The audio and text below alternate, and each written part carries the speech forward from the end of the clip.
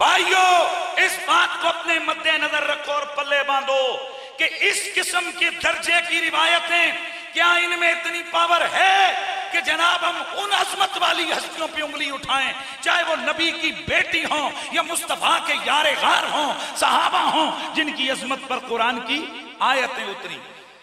لیکن اب میں آنے لگا ہوں دل تھام کے بیٹھ کے میری باری آئی ہے۔ دور پھر ذرا ہم بھی عرض کریں، آپ کے علم میں ہے کہ آپ کے نزدیک سب سے بڑی کتاب کون سی ہے؟ تو میں تھوڑا تعارف کروا دوں۔ اہل تشیع مکتبہ فکر کے نزدیک سب سے بڑی کتاب قرآن کے بعد اصول کافی ہے۔ ہمارے نزدیک 12ویں امام مہدی علیہ السلام تشریف لائیں، اہل تشیع کے نزدیک وہ پیدا ہو چکے ہیں، وہ امام حسن عسکری کی اولاد میں سے ان کے بیٹے ہیں، اور وہ اسی وقت غیب ہو گئے تھے، اور ان کی غیبت دو طرح کی ہے، ایک غیبت صغریٰ اور ایک غیبت کبریٰ۔ کوئی بھی اہل تشیع کا بندہ ہوگا وہ اس چیز کو جانتا ہے کہ ان کا عقیدہ ہے کہ ایک ان کی غیبت ہے غیبت صغریٰ، اور یہ 70 ایئرز ہے، 70 سال پر محیط ہے غیبت صغریٰ، جس میں 4 لوگ تھے جن سے وہ ملاقات کرتے تھے، اور وہ 4 لوگ ان کے لیے سفیر تھے جو لوگوں سے ان کے لیے مال اور رقم لے کر جاتے تھے، اور اس کے علاوہ امام جو تھے امام مہدی وہ خط و کتابت اپنے لوگوں سے کیا کرتے تھے۔ یہ کون کہہ رہا ہے؟ اہل تشیع کا یہ عقیدہ ہے۔ تو یہ جو غیبت صغریٰ والا دور ہے نا، تو یہ جو کتاب ہے کون سی؟ اصول کافی۔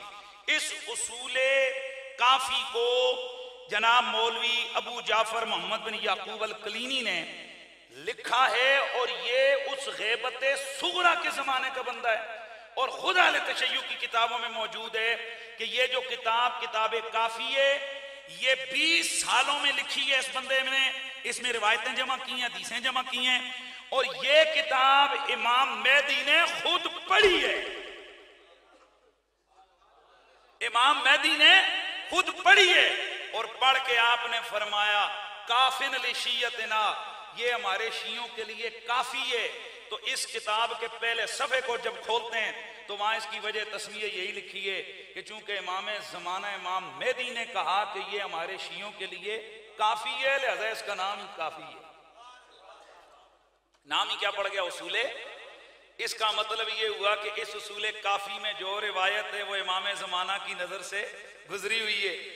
اس کا مطلب ہے کہ اس میں کوئی انی فنی کی روایتیں گھس نہیں سکتی، اگر ہوتی تو امام زمانہ کہتے ہو یعقوب کلینی یہ کیا لکھا ہے نکال، نہ میں نے کہا ہے، نہ میرے بابا نے کہا ہے، نہ میرے دادا نے کہا ہے، نہ میری نانی نے کہا ہے، نہ میری دادی نے کہا ہے، نہ مصطفیٰ نے کہا ہے، نکال ان روایتوں کو، یہ تو نے کیوں ڈال دی ہیں؟ تو جب امام پاک نے لکھ کر کہہ دیا دیکھ کر پڑھ کر کہ یہ کافی ہے، تو پھر کافی ہونی چاہیے نا جی۔ اب آئیے اس کافی میں کیا لکھا ہے۔ کافی کے اندر یہ روایت موجود ہے، اب ذرا غور سے توجہ سے آپ نے ذہن میں رکھنا ہے۔ اس کتاب کافی کی باب العلم والمتعلم جلد نمبر 1 صفحہ نمبر 65 حضرت امام جعفر صادق علیہ السلام سے مروی ہے، قال رسول اللہ ان العلماء ورثۃ الانبیاء، اللہ کے رسول نے فرمایا علماء نبیوں کے وارث ہوتے ہیں۔ ان الانبیاء لم یورثوا دینارا ولا درہما ولکن اورثوا العلم فمن اخذ منه اخذ بحظ وافر۔ یہی اسی قسم کی روایت صفحہ نمبر 60 کے اوپر جلد اول میں ہے کہ امام نے فرمایا کہ علماء انبیاء کے وارث ہیں، اور اللہ کے نبی مال وراثت نہیں چھوڑتے، علم وراثت چھوڑتے ہیں۔ اللہ کے نبیوں کی وراثت مال دولت نہیں ہے، درہم دینار نہیں ہے، سونا چاندی نہیں ہے، اوے ان کی وراثت ہیرا موتی نہیں ہے، باغ نہیں ہے، زمین جائیداد نہیں ہے۔ اللہ کے نبیوں کی وراثت علم ہے، اور جس کو علم مل گیا اس کو بہت کچھ مل گیا ہے۔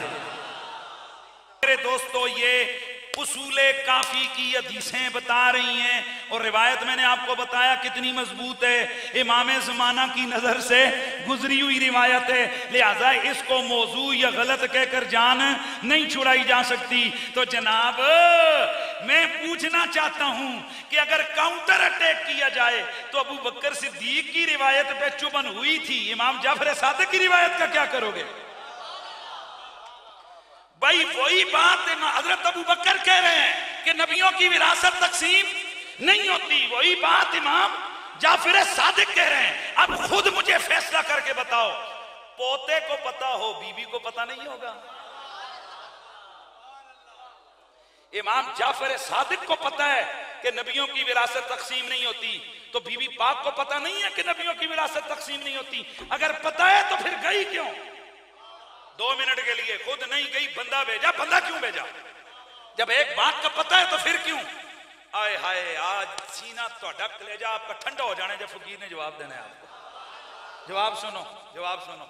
मेरे एक सवाल अपना ज़हन में रखना है, सवाल का जवाब ज़हन में रखना है।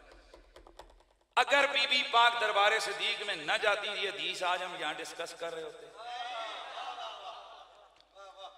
तो ये मेरे नबी का खासा है, बाकी हर एक की विरासत तकसीम होती है, नबियों की विरासत तकसीम नहीं होती। असल में बीबी पाक ने खुद सवाल जवाब किए और ताकि उम्मत को पता चले कि अगर किसी दौर में कोई 2 नंबर नबी आ जाए तो फिर देखना जब वो मरे और उसका लाहौर वाला प्लाट बड़े पुत्र को का ध्यान वाला प्लाट छोटे पुत्र को मिले तो समझ जाना कमीना झूठा है, क्योंकि नबी होता तो विरासत तकसीम नहीं होती है।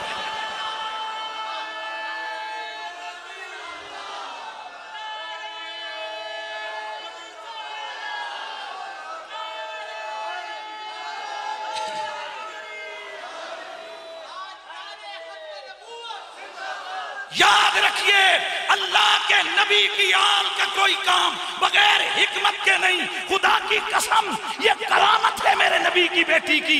उनको पता था मैं सवाल करूंगी, फिर जवाब होगा, फिर लोगों में बात उठेगी, उन्हें मेरे बाबा की ये खुसूसियत हमेशा के लिए याद हो जाएगी कि नबी वो होता है जिसकी विरासत तकसीम नहीं होती है।